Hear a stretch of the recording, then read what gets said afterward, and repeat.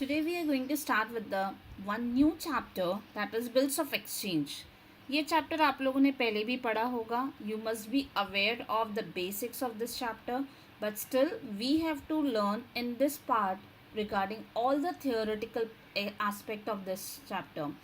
बहुत easy है, but इसका theory अगर clear रहा आपको तो you will be able to solve the series of sums that we are going to solve in the next video.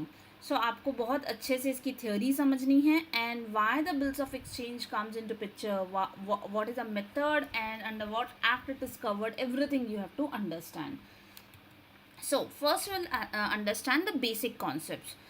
देखो, ट्रांजैक्शन, बिजनेस ट्रांजैक्शंस जब होते हैं, गुड्स एंड सर्विसेज एक्सचेंज होते हैं, सो डेफिनेटली उस पर्टिकुलर ट्रांजैक्शन को close करने के लिए आपको कुछ सेटलमेंट करना पड़ता है. Settlement in the form of goods भी हो सकता है और इन द फॉर्म ऑफ मनी हो सकता है. गुड्स होता था, गुड्स के बदले में गुड्स, तो that is called a barter system. But अगर हम मनी पे कर रहे हैं and if we are paying it immediately the money for the things what we have bought, so वो वहाँ पर हमारा प्रॉब्लम नहीं है and that is cash is paid. But the problem arises, the problem arises only when you have not paid the money. If it is settled in cash instantly, definitely no problem. जैसे आप market में, super market में और कहीं पर जाकर आप purchase करते हो तो आप कैश पे कर देते हो. But if the payment is deferred and the payment is deferred, like we will pay after a 15 days or a 1 month or a 60 days, whatever. If there is an agreement between two of you and if the parties to the transactions deferring the payment, then that deferred payment are may be settled through, that is called instruments like check, pay orders, letter of credit, promissory note, bills of exchange, hundies, etc. तो यहाँ पर बात होती है कि जब आप payment differ करते हैं तो कोई भी वे से पे कर सकते हो. तो sometimes it is deferred as a credit instrument. These are called credit instruments और नेगोशिएबल इंस्ट्रूमेंट. ठीक है, तो ये पहले भी बहुत चलता था, बहुत पॉपुलर था. हुंडी भी बहुत ज़्यादा फेमस हुआ. हमारे केस में अभी आप देखोगे तो समटाइम्स भी चेक्स लेते हैं, पे ऑर्डर्स लेते हैं, तो ये सब चलता है. सो यहाँ पर क्या हो रहा है, ये इंस्ट्रूमेंट से क्या आपको मिल रहा है इन दैट क्रेडिट ट्रांजैक्शन. जो भी ये देखना, कैश ट्रांजैक्शन के लिए एप्लीकेबल नहीं है, it is only applicable for the credit transaction. The supplier normally gets, supplier मतलब जो सेल कर रहा है उसको क्या मिलता है, गेट्स अ प्रॉमिस, कि कस्टमर बोलता है कि आई प्रॉमिस टू पे और settle this amount in a future date और फ्यूचर अग्रीड डेट. एक फिक्स डेट बता देगा, मैं आपको इस डेट पे देने वाला हूँ. ठीक है, अब वो किस तरीके से मैंने बहुत सारे और आपको इंस्ट्रूमेंट्स बताया, लेकिन यहाँ पर जैसे है प्रॉमिसरी नोट से दे सकता है, बिल्स ऑफ एक्सचेंज से दे सकता है. These are two instruments. Okay, the promissory note is written by customer. अभी कस्टमर बोलता है I promise to pay this amount to this person. ठीक है, तो ये कौन लिख रहा है, रिटन बाय कस्टमर. ठीक है, whereas the bills of exchange is a note drawn by seller and accepted by buyer. तो यहाँ सेकेंड वाले केस में अपोजिट होता है. जो सेलर होता है वो लिख के देता है कि you have to pay this amount to me, and buyer वो बिल को, वो नोट को अपना साइन देकर एक्सेप्टेंस देता है, yes yes I will pay as what you have written over here. ठीक है, अब यहाँ पर यही चीज़ को थोड़ा लीगल फॉर्म में लाने के लिए, बिकॉज सिंपल अगर आप इसको बिना लीगली वर्क करोगे तो बहुत सारे फ्रॉड्स एंड चीटिंग होने के चांसेस होते हैं. तो ये चीज़ लीगली इसको प्रूव करने के लिए, बिकॉज ये हमारे मार्केट का कंडीशन है कि आप हर बार सब अपने कस्टमर से कैश ले सकते हो, ऐसा नहीं पॉसिबल है. We have to provide some times in a credit. और हमारा जो अभी सिनेरियो है, जो हमारा बिजनेस चलता है, बिजनेसमैन लोग, they always try to get a good amount, good days, good period of credit. In India, Negotiable Instrument Act 1981, right, governs the provision of bills of exchange. As per this act, the bills of exchange is defined as, क्या है इसका definition, an instrument in writing. It is in writing containing the unconditional order signed by the maker मतलब seller, directing a certain person, directing a buyer to pay a certain sum of money only to the order of the certain person or a bearer of instrument. तो ये बहुत simple है. एक person दूसरे को order कर रहा है और दूसरा पर्सन उसको एक्सेप्ट कर रहा है, लेकिन अमाउंट भी फिक्स है, डेट भी फिक्स है. ठीक है. तो these are some basic concept. मतलब क्यों ये अराइज हुआ ये मैंने अभी आपको बताया. नहीं तो आप कैश में करोगे तो आपको इतना सारा टेंशन लेने की ज़रूरत नहीं है, इसकी अकाउंटिंग करने की ज़रूरत नहीं है. Now we will see the definition and its special feature. It is an instrument in writing. See, whatever I am covering over here, this is just a basic concept. This is a theoretical aspect. But आपको इसमें हर एक चीज़ learn नहीं करनी है, आपको पूरी चीज़ समझनी है. Once you are able to understand all the different terms and all, जैसे ही सम आप करोगे आपको ये पूरे सम इजी लगने लग जाएंगे एंड यू विल अंडरस्टैंड कि ये इसका मतलब क्या होता है और इसको हमें ट्रीटमेंट क्या देना है. तो आप हर चीज़ को अच्छे से समझ के लो. Don't go into the particular language की हर एक चीज़ को मैकअप करना है. It contains a unconditional order signed by the drawer. Drawer अभी क्या होता है वो मैं डिस्कस करूँगी. It is drawn on a specific person. Drawn मतलब किसी के ऊपर इशू किया गया है. Specific money must be dated. ये तीनों चीज़ तो सब होना ही चाहिए. It specify to whom the payment is to be made. किसको हमें पेमेंट करना है वो भी लिखा रहेगा. For example to the maker, या फिर मुझे मिलेगा. जैसे मैं बोल रही हूँ कि मुझे ये मिस्टर एक्स को, शिल्पी को इतना अमाउंट देना है, 100 रुपीज़ देना है. तो शिल्पी को देना है, खुद मेकर भी हो सकता है क्योंकि ये तो मैं ही लिख के दे रही हूँ और उससे साइन करवा रही हूँ. तो और या फिर मैं उसमें अपनी जगह पे दूसरे किसी का नाम भी लिख सकती हूँ ताकि उसको पैसा मिल जाए. The amount of money to be paid must be certain. It must be properly stamped होगा तभी तो वो लीगल होता है. It must be payable on demand और after a definite period of time. या तो वो डेट के हिसाब से और कभी कभी डिमांड के हिसाब से कि आपको पे करना है. So these are the some specific feature. बस इसका कैसा वो बिल्स ऑफ एक्सचेंज रहेगा उसके बारे में देखो. एक स्पेसिमेन यहाँ पर मैंने दिया है. स्टैम्प लगता है, एड्रेस ऑफ ड्रॉर, डेट कौन से date pay, 3 months after the date, pay to a some 50,000 for value receive to be. और एक्सेप्टेड, कौन एक्सेप्ट कर रहा है, जो सामने वाला बंदा है वो एक्सेप्ट कर रहा है. ड्रॉर कौन है, जो बना रहा है, लिख रहा है ये बिल्स को और बोल रहा है कि तुम मुझे ये पैसा दो. तो ये उसका साइन आएगा. और ये बंदा जो एक्सेप्ट कर रहा है कि हाँ हाँ मैं तुम्हें दूंगा, इस डेट पे दूंगा, इतना अमाउंट दूंगा. तो ये सब चीज़ें एक्सेप्टेंस बोला जाता है. तो जो बायर और सेलर की बात करोगे तो seller draws this bill and buyer accept this bill. क्योंकि बायर को पैसा देना है तो वो एक्सेप्ट कर लेगा. Okay. Moving forward means we have to understand different terms used in this chapter. Definitely I have not written a full text of it. You can find it anywhere in your module or any textbook. But just इसको अच्छे से समझो मैं क्या बोल रही हूँ. Drawer कौन होता है अभी आपको समझ में आ गया. सेलर होता है या जिसको पैसा चाहिए, दैट इज़ अ क्रेडिटर. और a person who draws the bill. Simple, जो ड्रॉ कर रहा है मतलब जो लिख रहा है बिल को कि तुम मुझे पैसा दोगे. प्रॉमिसरी नोट में सेलर बायर बोलता है मैं तुम्हें पैसा दूंगा, लेकिन यहाँ पर ऐसा होता है तुम मुझे पैसा दोगे, सामने वाले पर्सन को बोल रहा है. ठीक है. Drawee again he is a buyer जो खरीद रहा है, और अ डेटर. मैंने ऊपर में बोला था सेलर, यहाँ पर जब मैंने वर्ड यूज़ किया था तो यहाँ वर्ड यूज़ किया था सेलर. और मैंने एक और वर्ड यूज़ किया था क्रेडिटर.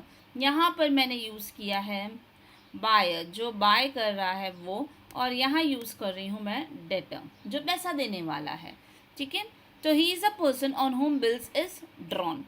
पे मतलब देखो, पे जनरली हम बोलते हैं कि जैसे मिस्टर ए ने बी को बिल्स ड्रॉ करा, राइट. एंड बी ने एक्सेप्ट किया कि ए बोल रहा है बी तुम मुझे पैसा दोगे, एंड बी बोल रहा है yes I will give you, right.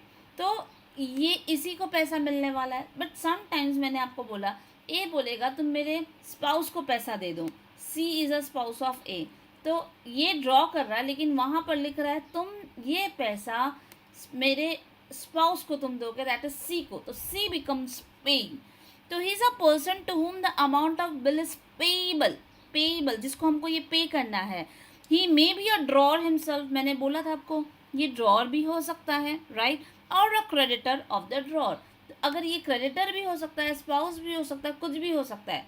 मतलब इन शॉर्ट, ए को अगर किसी और को पैसा देना है, मतलब थर्ड पार्टी को, तो वो बिल्स में उसका नाम भी लिख सकता है, ताकि ए नहीं देकर बी से दिलवा दे वो पैसा. Endorsee. Endorsee is a person in whose favor the bill is endorsed by the buyer. He is usually the creditor of the debtor. अभी क्या होता है, देखो A है एंड B है, और B का क्रेडिटर भी कोई खड़ा है, दैट इज C. ये इसको पैसा देना है, डेफिनेटली ये इसको पैसा देना है, राइट.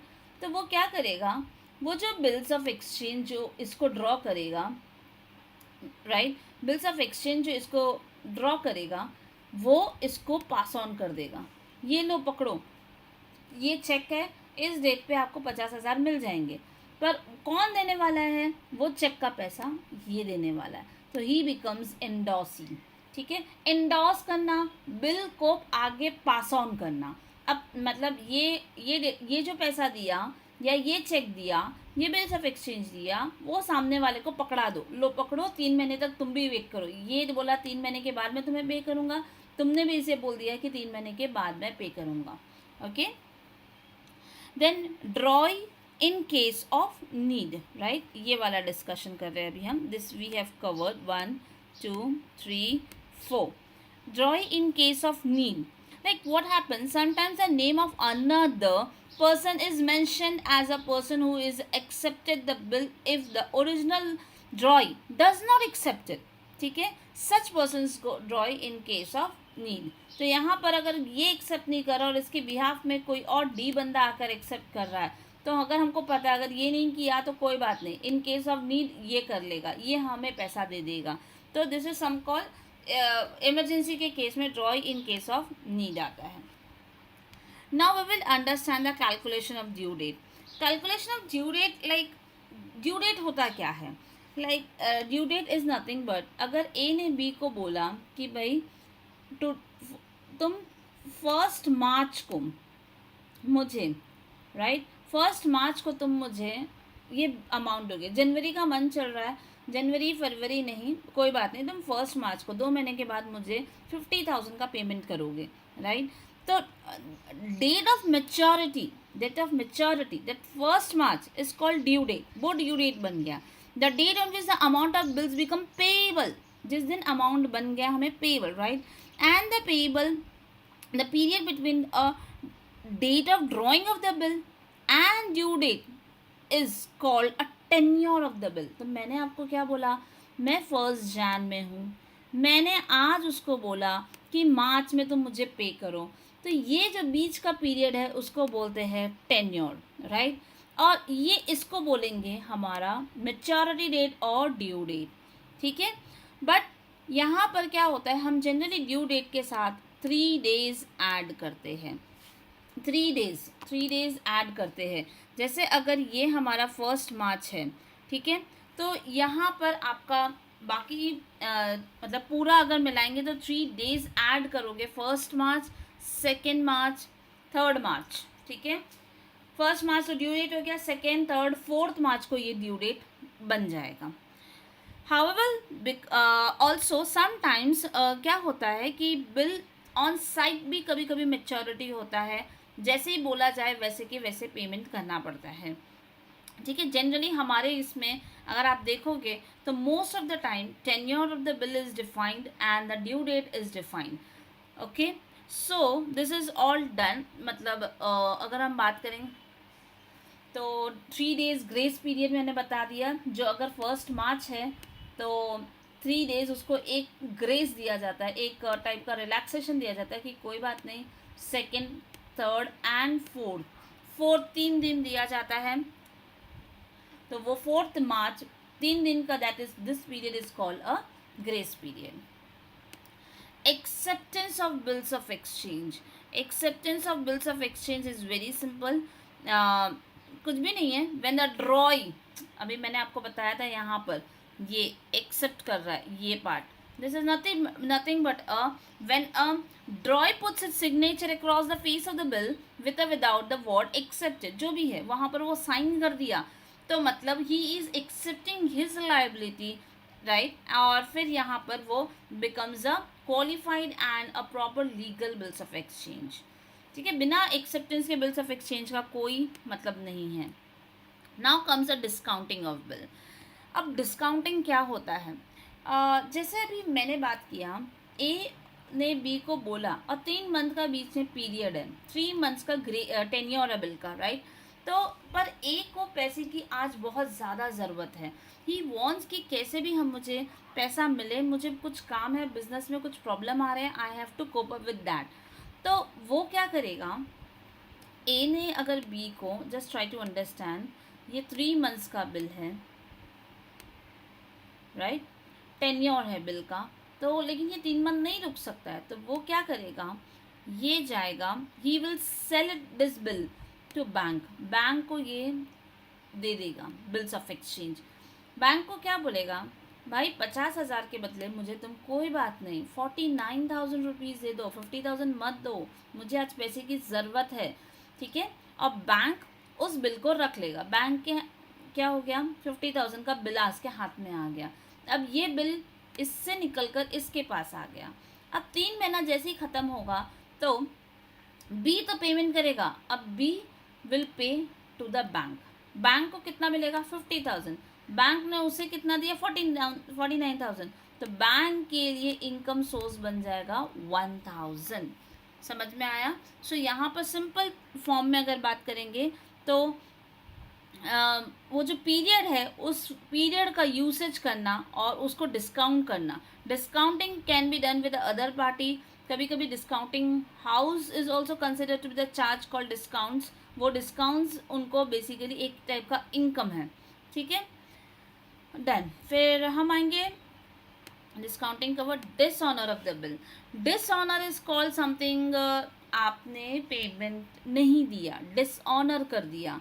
एक्सेप्टेंस दिया था और उस दिन जब एक्सेप्टेंस दिया था 3 महीने के बाद आप उसको पे नहीं कर पाए, तो बिल्स जैसे चेक डिसऑनर होता है वैसे बिल्स भी डिसऑनर हो जाता है. So in that case may be आप इसको लीगली भी आप लेके जा सकते हो. काफ़ी सारे इश्यूज भी क्रिएट हो सकते हैं. At the time of dishonour of the bill, original relationship between the parties is restored, that is the drawee becomes again become a debtor. मतलब पहले आपने डेटर और क्रेडिटर का सीन था, एक जन पैसा देने वाला था दूसरे को, तो वो आप जैसे बिल्स ऑफ एक्सचेंज इशू करते हो तो सब कुछ सेटल हो जाता है. लेकिन अगर वापस से आपका बिल डिसऑनर हो जाएगा तो वापस से आप डेटर बन जाओगे और दूसरा वाला पार्टी आपके लिए वो क्रेडिटर बन जाएगा.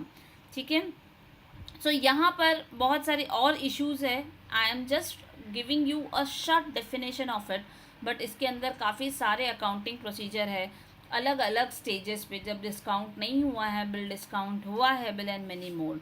ठीक है, सो लीगल एविडेंस अगर हमको दिखाना है कि ऑलरेडी यहाँ पर डिसऑनर हुआ है, the fact of dishonour is to be noted on bills by notary public. ठीक है, ये बताना कि सच में बिल्स डिसऑनर हो गया है, आपको नोटरी चार्जेस देके उसको नोटरी पब्लिक के पास उसको लीगली अप्रूव कराना पड़ता है. एंड जनरली जो भी ये चार्जेस है नोटरी करवाने के जो चार्जेस हैं, paid by the holder of the bill on the date of default. Actually, the acceptor of the bill is liable for the dishonor. The notary charges paid by the holder, जो holder ने पे किया है वो reimburse करेगा. As simple as that. मैंने अभी जो बताया उसमें कुछ भी नहीं. अगर B ने डिसऑनर कर दिया, ए को जो पैसा देना था, तो ए जाकर उसको लीगली नोटिफाई कराएगा कि भाई ये डिसऑनर हो गया है, लेकिन इसके लिए उसको नोटरी चार्जेस पे करने पड़ेंगे. और ये नोटरी चार्जेस अभी तो वो पे कर देगा, बट बाद में वो इससे पैसा ले लेगा, बिकॉज इसकी वजह से उसको ये चार्जेस पे करने पड़ रहे हैं.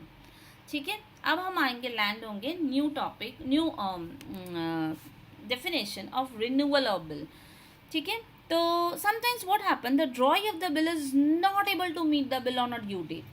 ड्यू डेट आ गया, मैं नहीं दे पाऊँगा, और वो सामने वाले को रिक्वेस्ट कर रहा है कि प्लीज़ एक नया बिल रेज करते हैं, इसको कैंसिल करो और मैं तुम्हें नया बिल और इंटरेस्ट के साथ और पैसे के साथ देता हूँ. फॉर एग्जांपल ये 50,000 है और वो बोल रहा है कि ड्यू डेट आ गया, अब मुझे पैसा दो, और वो बी ए को नहीं दे पा रहा. ऑन रिक्वेस्ट बी बोलेगा प्लीज़ इसको कैंसिल करो और नया बिल मैं तुमको 51,000 का देता हूँ, राइट.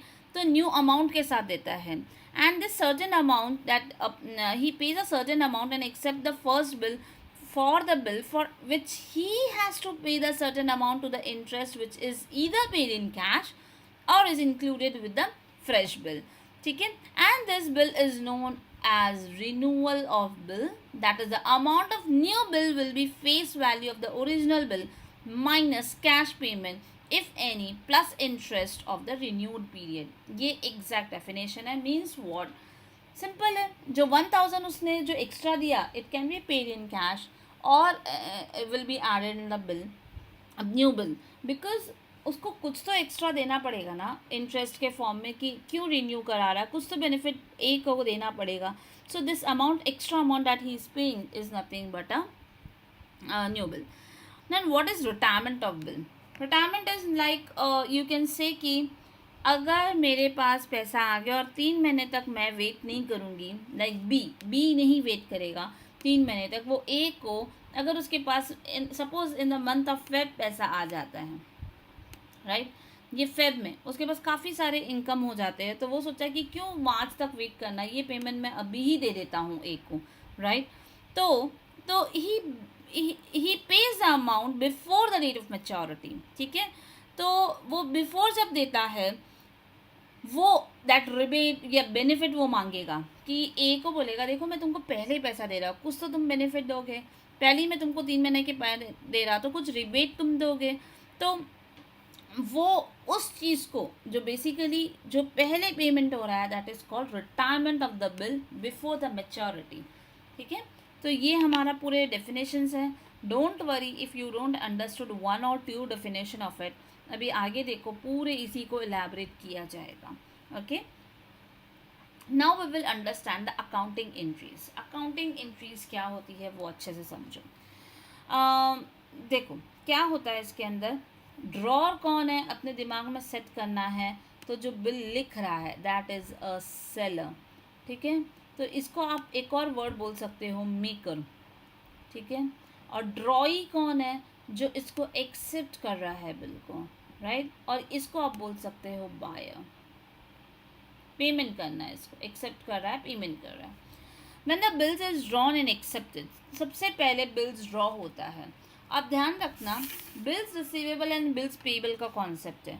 बिल्स रिसीवेबल क्या होता है, बेसिकली जो लिख रहा है जिसके लिए एसेट है, और हमें पता है ये मेकर के लिए एसेट है क्योंकि उसको ये कैश के फॉर्म में मिल जाता, वो एक एसेट होता, लेकिन ये कैश के फॉर्म में नहीं मिल रहा, इसको बिल्स ऑफ एक्सचेंज एक रिसिप्ट के फॉर्म में मिल रहा है, राइट. तो यहाँ पर बात हो रही है दिस बिकम्स अ एसेट. तो bills receivable to drawee, generally हमें पैसा जब मिलता है तो हम क्या लिखते हैं, सेल करते हैं तो हम लिखते हैं मिस्टर बी टू सेल्स. अब हमको जब कैश मिलता है तो हम लिखते हैं cash to mister B, right, cash to mister B. अब कैश तो नहीं मिल रहा है, राइट, लेकिन बी रहेगा, तो B is nothing but a drawee in our case, right. ये ए था हमारे केस में और ये हमारे केस में बी था, राइट. तो यहाँ कैश की जगह मैं क्या लिख रही हूँ, bills receivable. When bills is duly, अच्छा यही चीज़ दूसरे एक के लिए एसेट है तो दूसरे के लिए लायबिलिटी है. तो जब आप परचेज करते हो तो एंट्री क्या करते हो, purchase account debit to mister A creditor बन गया. अब जब आप उसको पेमेंट करोगे तो ए टू क्या करते हो, कैश करते हो. जब आप उसको पे करते हो तो कैश करते हो. और हमारे केस में अब ये कैश निकल के बिल्स पेएबल हो गया और ए इज़ अ ड्रॉर हो गया.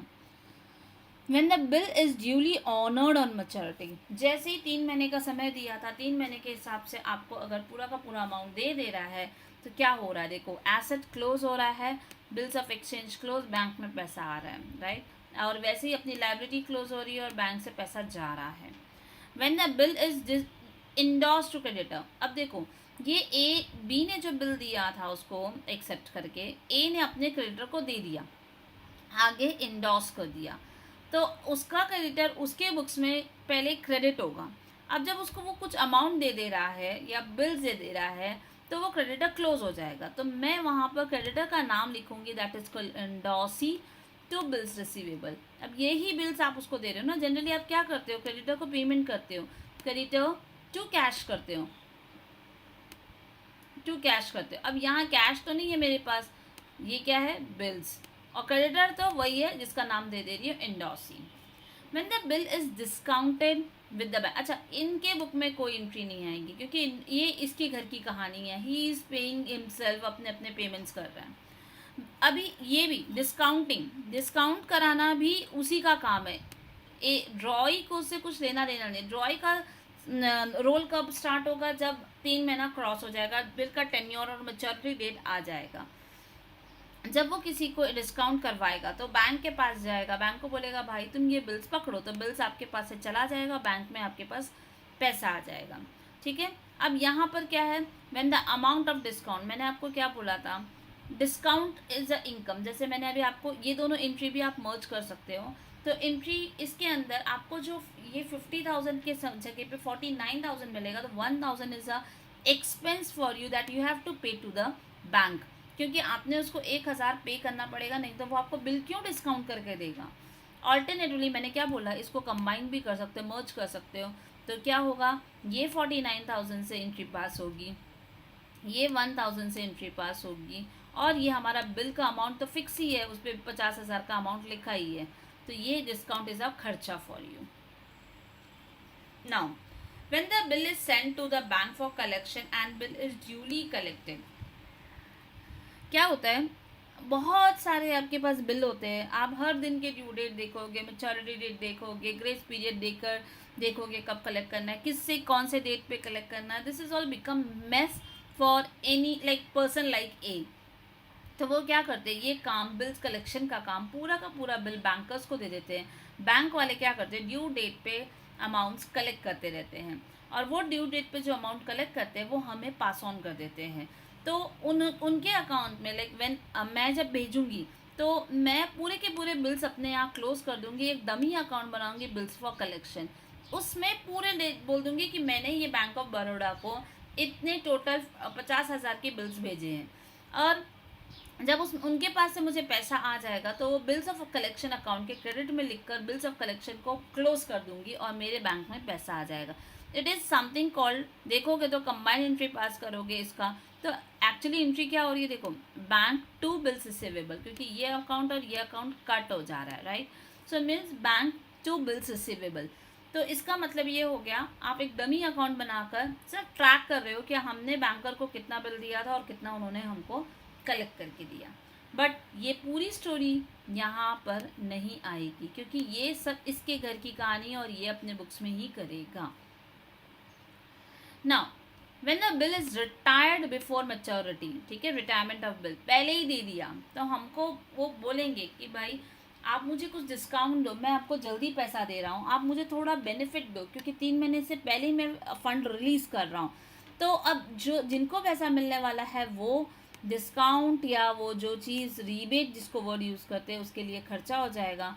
And the entry will be bank this to bills receivable, और इसके लिए भी बिल्स पेएबल क्लोज हो जाएगा और उसको एक बेनिफिट मिलेगा रीबेट का, और एक बैंक में इसे पे करेगा. बेनिफिट ये देखो यहाँ पर इनका, इसका मतलब ये है, एक इसके लिए बेनिफिट है, गेन है, और इसके लिए ये एक्सपेंस है. When the bill is dishonored, very important point, ये तो बहुत आने वाला है आपको. डिसऑनर हो जाता है तो क्या एंट्री होती है.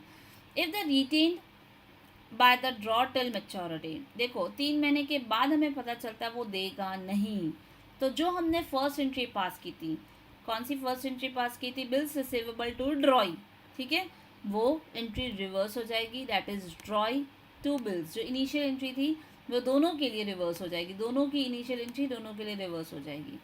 अगर वही बिल, हमने ये बिल कौन से सिनेरियो में बात कर रही हूँ, टिल मैच्योरिटी, अगर ये बिल मैं पहले ही जाकर मिस्टर ए जाकर बैंक से डिस्काउंट कर दिया है, तो इसमें एंट्री कौन सी रिवर्स होगी, ड्रॉई टू बैंक। हमने जब डिस्काउंट किया था तो हमने एंट्री क्या पास की थी, देखो कंबाइन एंट्री डिस्काउंट करते समय पे यहाँ पर bank discount to bills receivable, ठीक है। अभी हम जब इसको करेंगे तो बहुत से अच्छे से ध्यान रखना कि यहाँ पर ड्रॉई का नाम आएगा, क्योंकि ये बिल हमें देने वाला था 3 महीने के बाद। अब endorsee, I am sorry, I am here, drawee वही है, और टू बैंक, क्योंकि जनरली खुद का नाम आता है लेकिन ये ऑलरेडी बैंक को कलेक्ट करना था, तो यहाँ पर ड्रॉई टू बैंक आएगा। And that is very important, ध्यान रखना, ये बहुत सारे सम में आएगा। If endorse bill to the creditor, अगर मैंने ए ने, मान लो जैसे मैंने बोला था ए ने जाकर अपना बिल्स यहाँ पर बताया था, ए ने जाकर अपना बिल सी को दे दिया, इंडोर्स कर दिया, अपने क्रेडिटर को पे कर दिया, right.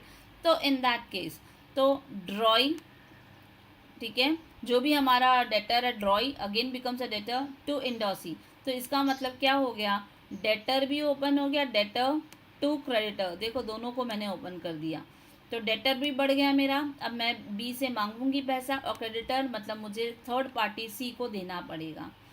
If sent for collection, यही एंट्री अगर हम कलेक्शन के लिए भेजें, अगर ये हम अमाउंट बैंकर्स को देते हैं कि कलेक्ट करके दो, तो वापस से वही होगा, ड्रॉई वापस से ओपन हो जाएगा, बिल्स ऑफ कलेक्शन, मतलब ये जो एंट्री यहाँ पर है bills for collection to bills receivable, तो यहाँ पर मैं हर बार ड्रॉई को ओपन करूँगी, हर जगह ये मैं हर एंट्री में ड्रॉई मतलब मेरे डेटर को ओपन करती जाऊँगी। बट यहाँ पर सेम वे जैसे यहाँ पर कर रही हूँ वैसे मैं अपने क्रेडिटर को ओपन करती जाऊँगी। क्रेडिटर क्रेडिट होता है, लायबिलिटी होती है, तो ये देखो सबके केस में मैं क्रेडिटर को ओपन कर रही हूँ। तो डिसऑनर में debtor becomes your again debtor, creditors which is earlier in creditor now again becomes a creditor on dishonour of the bill. तो ये एंट्री आपको बहुत अच्छे से ध्यान रखनी है।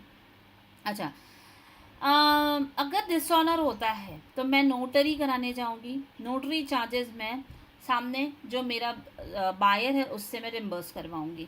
तो अगर मैं सबसे पहले मैं पे कर रही हूँ तो जो भी अमाउंट है तो मैं बैंक लिख रही हूँ मेरे अकाउंट से, लेकिन मैं अपना डेटा क्रिएट कर रही हूँ ड्रॉई, क्योंकि मुझे इससे पैसा लेना है नोटिंग चार्जेस का।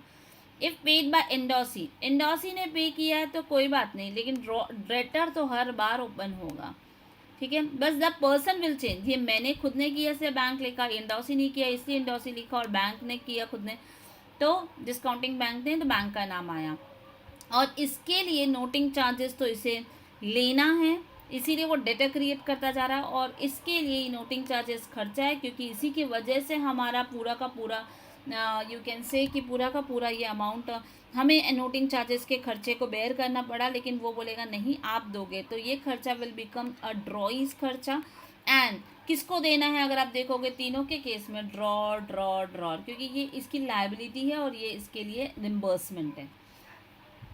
Now when the bill is renewed for the further date, अब देखो नोटिंग चार्जेस हो गया, रिटायरमेंट हो गया एंड डिसऑनर हो गया, अब हम बात कर रहे हैं रिन्यू करने की कि भाई लास्ट डेट आ गया, मैं नहीं कर पा रहा हूँ, तुम इससे अच्छा मुझे एक्सटेंड करके दो, लेकिन एक्स्ट्रा चार्जेस लेना है तो ले लो।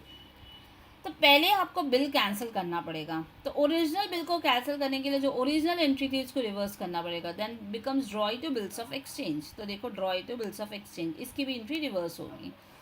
अभी एक्स्ट्रा चार्जेस पे करना है, मैंने बोला ना एक्सटेंडेड पीरियड के लिए, जैसे अगर 50,000 का बिल था और आप बोलोगे आप मुझे वापस से थोड़ा टाइम दो, 51,000 का बिल बना दो, दैट 1,000 अमाउंट दैट इंटरेस्ट किसके लिए, वो किससे मांगेगा, interest is a income, income for whom, जिन जो कलेक्ट कर रहा है दैट इज सेलर, तो यहाँ पर drawee to interest, right. And for drawing new bill, वापस से जो ओरिजिनल एंट्री थी हमारी bills receivable to drawee and drawers to bills payable will remain the same.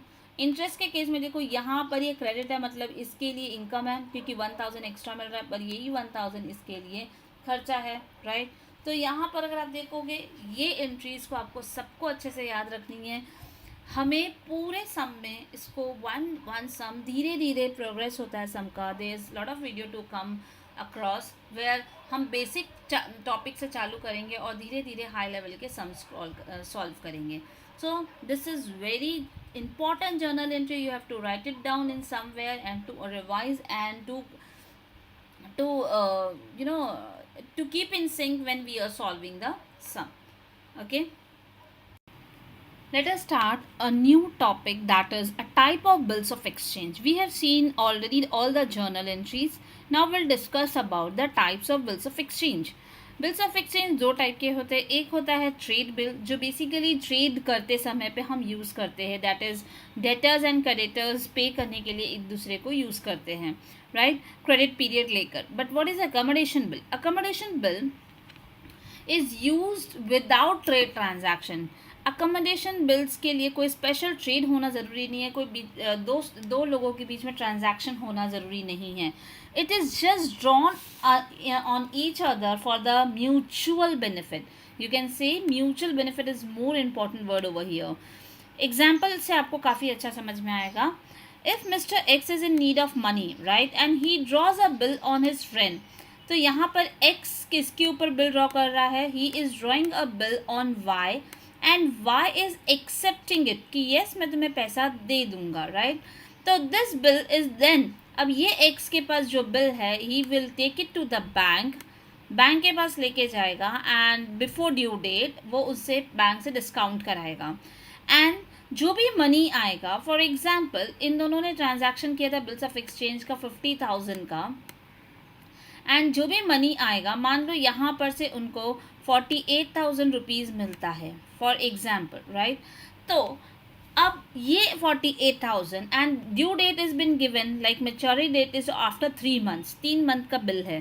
तो bank will wait for 3 months, but X and Y will get this 48,000 immediately and they will share between them as per their percentage agreed or equally, like 24,000 they will share between them.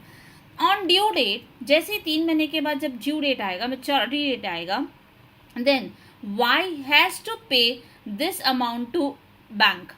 ठीक है, ये bank को देना पड़ेगा because due date आ गया. Ideally Y अगर bank को नहीं देता तो एक्स को देता, लेकिन उस बिल को मीट करना पड़ता है, उस बिल को मेच्योरिटी डेट को मीट करना पड़ता है. तो may be if it Y is in the X and Y both are in the you can say कि बहुत अर्जेंट नीड ऑफ मनी में है, तो इनको इमीडिएटली मनी तो मिल गया एंड बाद में ये दोनों अर्न कर लिए एंड दोनों के दोनों वापस से 24,000 25,000 लाया. दोनों ने पैसा मिलाया, वाई ने इससे भी पैसा ले लिया बिकॉज अर्लियर जो पैसा मिला था एक्स भी शेयर किया था. तो 25,000 एक्स का शेयर वाई के पास चला जाएगा, वाई का खुद का शेयर 25,000 ऐड करेगा एंड 50,000 वो पेमेंट कर देगा on maturity date. This is only for the mutual benefit. ऐसा नहीं है कि कोई ट्रेड ट्रांजैक्शन हुआ है और उसके लिए वो एक दूसरे के ऊपर बिल रेज कर रहे हैं. तो law generally does not recognise such bill. Law do not recognise. अगर ऐसा लोग करने लग जाते हैं विदाउट एनी प्रॉपर रीज़न, तो वहाँ पर बहुत फेक ट्रांजैक्शन फ्रॉड्स होना स्टार्ट हो जाते हैं. तो लॉ, बहुत सारी बैंक्स भी होती है जो ये इस टाइप के अकोमोडेशन बिल को एक्सेप्ट नहीं करती है, डिस्काउंट नहीं कराती है. सो दिस इज़ वन टाइप. इसके ऊपर भी आपके बहुत इंपॉर्टेंट सम्स है इस चैप्टर में. Now we will discuss about the proportionate discount charges. What is proportionate discount charges? Discount होता है बिल का, तो ये डिस्काउंट अगर एक ही अकाउंटिंग ईयर में, लाइक अगर जिस दिन maturity of the bill falls on the day of the month within the accounting year, हमारा 31 मार्च के पहले ही वो डिस्काउंटिंग मेच्योरिटी भी हो गई और अमाउंट भी आ गया, तो यहाँ पर कोई प्रॉब्लम नहीं है. वो पूरा का पूरा डिस्काउंट एक ही अकाउंटिंग ईयर में चला जाएगा as a expense. But when the maturity falls on the month next year, the due date falls on the 2 accounting period, right? Problem will arise. In such a situation, proportionate amount of discount will be charged to P&L. This can be understood with the help of example. ये example अच्छे से समझेंगे. देखो, bill draw हुआ 1 नवंबर को 2013 for 20,000 for 3 months. So November, December, Jan, right? The bill was discounted by the bank on the same date, November itself. That is 12% के हिसाब से. Therefore, the total amount of the discount is what? 20,000, 12%, right? 12% for 3 months. It should be basically 3 months. 12%, 3 months. ये divide है, बीच में divide होगा. सो हमारा amount कितना आया डिस्काउंट का? 600. बट यू कैन सी, एक हमारा दिसंबर एंडिंग है, तो नवंबर दिसंबर का एक अकाउंटिंग ईयर में आया और जनवरी का दूसरे अकाउंटिंग ईयर में चला गया. इनका अकाउंटिंग ईयर 31 है. सो यहाँ पर 2 मंथ का फर्स्ट अकाउंटिंग ईयर जिसका ईयर एंडिंग 2013 है, वहाँ चला जाएगा discount. That is you can say 2/3 amount. And जो बचा हुआ 1/3 है that will be next year वो P&L में जाके discount, because discount is your expense, so यहाँ पर आपके फॉल होगा. This is proportional discount charges का concept. Moving forward, now we will understand the discount in the books of bank. अब ये बैंक कैसे रिकॉर्ड करेगी, और आपको पता है ये डिस्काउंट जो हम करते हैं, discounting on bills is basically income for the bank, right. When the bill is discounted, तो बुक्स बैंक कैसे रिकॉर्ड करती है उसकी एंट्री देखो. Following entry will be then in the books of the bank. Bill discount होगा तो bill discounted account, ये एक ओपन करेगी बिल डिस्काउंट अकाउंट को, कस्टमर के अकाउंट को क्रेडिट देगी. हाँ, एंड डिस्काउंटिंग ऑन बिल्स, तो अगर ये बिल हमारे पास 50,000 का आया है तो 49,000 उसके अकाउंट को दे देगी. किसको? जिसको ज़रूरत है, जो पैसा बिल डिस्काउंट करने आया है, और 1,000 discounting on bill account. This is basically 1,000 is income. And when the amount is receive from the ड्रॉई, जब हमको फाइनली अमाउंट मिलता है, क्योंकि देखो ये कौन सा बिल है जिसके लिए बैंक 3 महीना रुकने वाली है, जब तक कि फॉर एग्जाम्पल पिछले सम में एक्स वाई को दिया, वाई 3 महीना रुकने वाला है, वाई 3 महीना रुक कर उस बैंक को पैसा देने वाले. लेकिन जब वाई बैंक को जब पैसा देगा तो एंट्री क्या पास होगी, कैश में पैसा आएगा to bill discount. So you can see अब बिल डिस्काउंट का अकाउंट कैसा है. पहले 50,000 यहाँ पर आया, और ये किसके लिए एसेट है, बैंक के लिए. In the books of bank I am talking, right. तो ये बैंक के लिए एसेट है. Great. Now when the money is received, when the debtor pays, when the drawee pays, तो cash account to bill discount, तो ये account उस दिन टैली हो जाएगा जब इसकी मैच्योरिटी आएगी. ओके. सो अब यहाँ पर इन्होंने ट्रांजैक्शन दी क्या है, if the bill is drawn, ये तो हमें पता है. ड्रॉर के बुक में क्या होगा, bill receivable to drawee and drawer to bills payable, ये तो हमें फर्स्ट एंट्री देखे थे. जब हम डिस्काउंट कराने जाते हैं बैंक से, तो इसके बुक्स में तो कोई एंट्री आती नहीं, क्योंकि इसे ही अपने बुक्स में लेन देन करना है. तो cash to discount to bill receivable, तो अगर आप देखोगे इसके लिए खर्चा डिस्काउंट, बट बैंक के लिए ये इनकम है. If the bill is honour on due date, इसको तो कुछ करना ही नहीं, क्योंकि ये तो अपना बैंक है, पैसा ले लिया, इसे पे करना है बिल्स पेबल टू कैश और bank. As simple as that, not much difficulty, but ये कॉन्सेप्ट समझना इंपॉर्टेंट है, बिकॉज जब whenever we are solving the sum, these concept will be coming in all the sum in between in a small point, right. Now finally we will discuss about the insolvency of the drawee. जैसे अभी हमने discuss किया, X है, right, and here is why, right. तो अभी Y का 3 महीना 3 months के बाद वाई बोलता है, भाई मैं पैसे नहीं दे सकता, आई एम इंसॉल्वेंट, और I can pay only this much amount. अब वो सब के बारे में हम डिस्कशन करने जा रहे हैं. Insolvency of acceptor means he cannot pay the amount he owned by him. Therefore, an insolvency of the acceptor, bill will be treated as dishonored, and entries of the dishonor of the bill will be passed in the books of respective parties. Later on, when some amount is realized from the property or estate of the insolvent acceptor, entry for cash received is passed, and balance amount due becomes insolvent acceptor is treated as bad debts.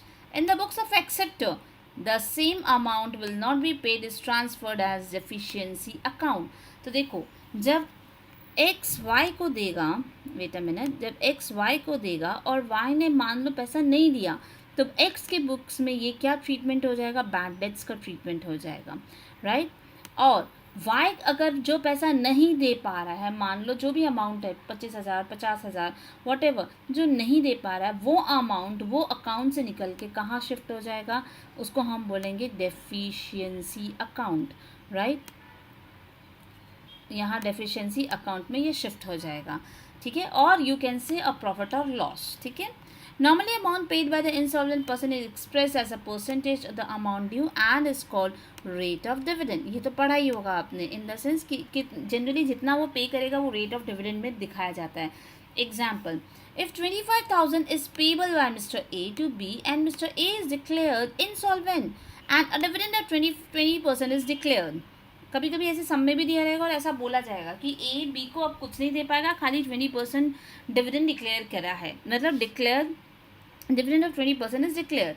Journal entry and final settlement, मतलब 25,000 का 20% ही वो दे सकता और नहीं दे सकता, ठीक है, उसके बारे में यहाँ पर दिया है। तो how the journal entry will flow in the books of A पहले कौन है आप समझ लो। A is payable by A is our drawee to B, जिसको मिलने वाला है वो बी है। तो ए जो देने वाला है उसके लिए अगर कुछ पैसा नहीं दे पा रहा है वो चला जाएगा डेफिशिएंसी अकाउंट में, और जिसको पैसा नहीं मिल पा रहा है, इसका डेटर पैसा नहीं दे रहा है, उसका अमाउंट चला जाएगा बैड डेट्स अकाउंट में। तो देखो mister B to cash to deficiency account, and यहाँ पर cash bad debts to A. In case of insolvency, it is better to prepare acceptor's account to work out finally owned by him.